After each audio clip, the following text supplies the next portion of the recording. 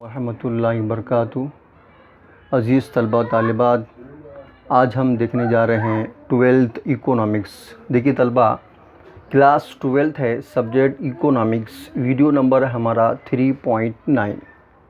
ठीक है तलबा, जैसा कि हमारा तीसरा चैप्टर है 3.8, यानी कि हमारा तीसरे जो चैप्टर में हमारा ए बी है, उसमें बी में 3.8 इलास्टिसिटी ऑफ डिमांड, यानी कि मांग की लचक जो चैप्टर है, जैसे प्रीवियस वीडियोस में हमने देख चुके हैं। यानी कि डिमांड किसे कहते हैं, टाइप्स ऑफ डिमांड क्या है, टाइप्स ऑफ इलास्टिसिटी क्या है, फिर उसके प्राइस के भी देख चुके हमने, है ना।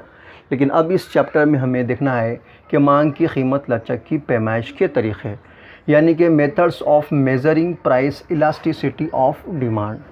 ठीक है, अब इसके जो है ना 3 टाइप्स है इसके, तनासुब या फ़ीसद का तरीक़ा यानी कि रेशियो और परसेंटेज मेथड, और दूसरा है टोटल एक्सपेंडिचर मेथड यानी कुल खर्च का तरीक़ा, और तीसरा जो है थर्ड है ज्योमेट्रिक मेथड।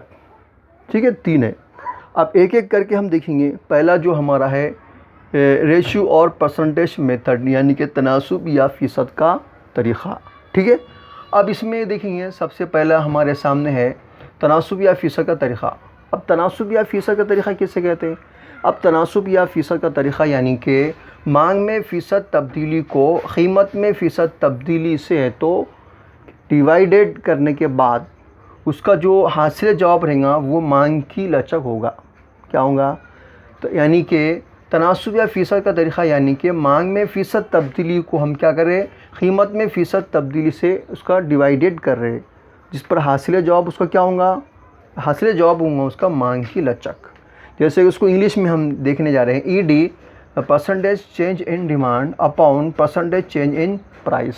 ठीक है, अब आपको तो ये समझ में नहीं आया होगा, लेकिन अब हम इसको है तो इसमें हम देखने जा रहे हैं। जैसे कैसा है कि मिसाल, क्या कीमत कितनी है एक शय की, 20 रुपये है ना, डिमांड कितनी है 10 रुपये, लेकिन कीमत बढ़ जाती है 25 होती है, तो प्राइस कितनी हो जाती है 9 रुपये, यानी प्राइस डिमांड क्या हो जाती है, कम हो जाती है। ठीक है, इस तरह ये पहली प्राइस क्या होती है 20 होती है, बाद में कितनी होती है 25, यानी चेंज पहली 10 होती है, बाद में चेंज 9 होती है। ठीक है, अब ये फार्मूले की मदद से क्या करेंगे, हम इसको हल करेंगे। ठीक है, ये फार्मूला, अब फार्मूले को समझने से ये समझेंगे। पहले हम देखेंगे असल कीमत कितनी, असल कीमत 20 रुपये, ये 20 हमने यहाँ लिखे।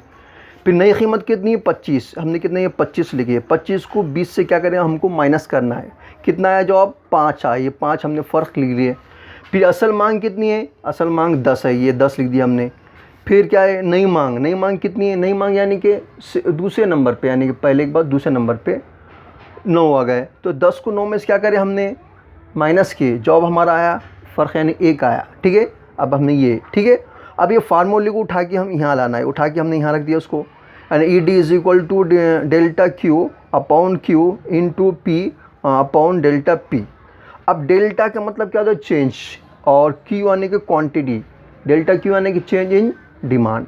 अब चेंज इन डिमांड कितनी आ गया, डिमांड कितनी चेंज हो गई हमारी, ये देखिए डिमांड एक यहाँ लिख दिए।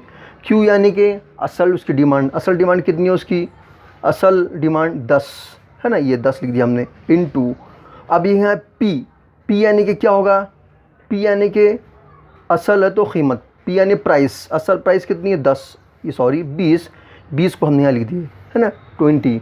फिर upon delta P, delta P यानी कि change in price, change in price कितना आ गया, चेंज इन प्राइस यानी कितना 5, कितना है 5, ये 5 यहाँ लिख दे।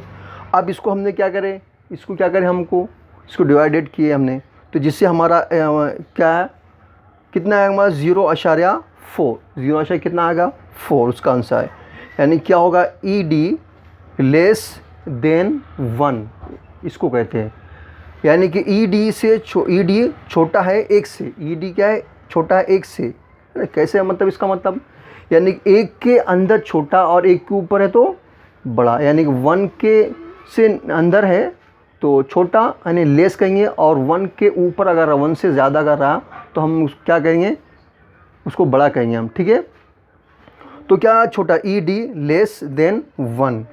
अब हमको मालूम करना है इसका है तो कौन सा डिमांड, टाइप्स ऑफ डिमांड कौन सी है, टाइप्स ऑफ डिमांड कौन सी है, हमने पढ़े हैं ना यानी कि जब किसी शय की जो डिमांड उसकी कीमत के मुकाबले में क्या होती है, कीमत के मुकाबले में कम होती है, तो उसको क्या कहते हैं उसको हम कहते हैं निस्बतन गैर लचकदार, यानी कि रिलेटिवली इनइलास्टिक डिमांड कहते हैं। क्या कहते हैं? Relatively inelastic demand. उर्दू में मांग की लचक निस्बतन गैर लचकदार कहते हैं। ठीक है ना, ये समझ में आ गया आपको? ठीक है, तो मैं उम्मीद करता हूँ कि मैंने आपको अभी जितना समझाया आपको अच्छे समझ में आया होगा। अगर आपको समझ में आया होगा तो बराए मेहरबानी करके आप हमारे इस यूट्यूब चैनल को लाइक, सब्सक्राइब, कमेंट्स करना बिल्कुल ना भूलिएगा। ठीक है, इस तरह हम इंशाल्लाह ये जो सेकंड जो है इसको हम नेक्स्ट से तो वीडियो में इसको इंशाल्लाह हम कंटिन्यू करेंगे। ठीक है, अल्लाह हाफ़िज़।